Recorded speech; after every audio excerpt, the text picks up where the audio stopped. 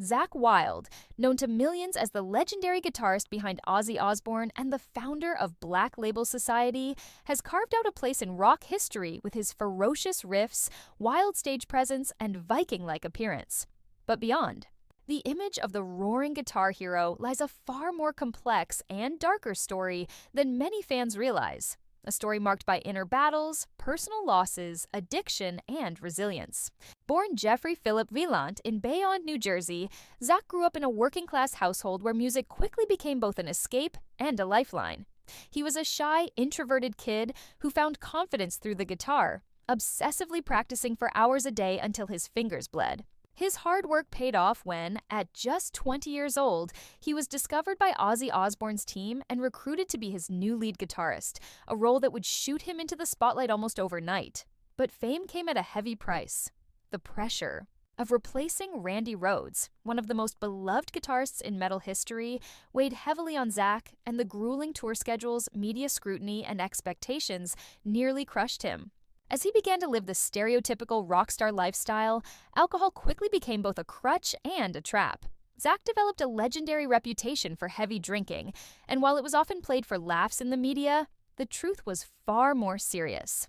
Behind the scenes, his addiction spiraled into something dangerous. He began blacking out, missing moments of his life, and putting his health and relationships at risk. In 2009, everything came to a head when he was hospitalized for blood clots, which his doctors directly linked to his drinking. It was a wake-up call that forced him to make a life-changing decision: either get sober or risk dying.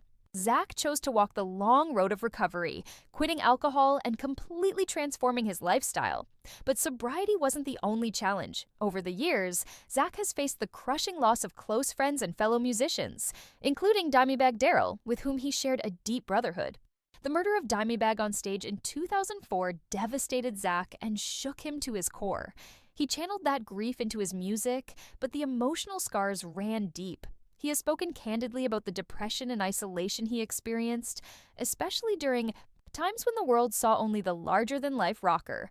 Even with a successful career, Zakk has battled insecurity, overwhelming grief, and the fear of not living up to fans' expectations or his own legacy. His loyalty to Ozzy Osbourne remained unbreakable through decades of ups and downs, and his continued work with Black Label Society is not just about keeping metal alive, it's about survival and personal expression. Today, Zakk Wylde stands, not just as a guitar icon, but as a man who has walked through darkness and emerged with wisdom, scars, and renewed purpose. His story is a raw reminder that behind the thundering chords and stage lights, there are battles most fans will never see, and for Zakk, every note he plays is not just music, it's redemption.